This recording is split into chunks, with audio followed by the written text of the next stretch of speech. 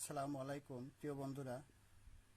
সকালবেলা এই আমটা গাছ থেকে পারলাম, পাকছে কিনা দেখার জন্য। কাটার পর দেখি পেকে গেছে। তো আমটা খুব মিষ্টি, নিখুঁত, কালারটাও ভালো। এই দেখতে পাচ্ছেন কোনো পোকা নেই,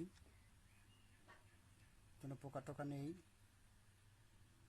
তো প্রচুর ভালো আম। এটা একটা বর্ণচর আম, আমার দেশি ভাষায় বলে। উপরে সবুজ, ভিতরে পাকা। এ হলো আম। এটা আমার মার হাতের লাগানো। মা নেই, তবে মার স্মৃতি রয়ে গেছে। তো আমার মার জন্য সবাই দোয়া করবেন।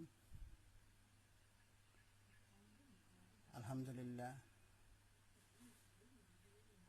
মাশাল্লাহ মাশাল্লাহ। আসসালামু আলাইকুম রহমতুল্লাহ ওয়া বারাকাতুহু।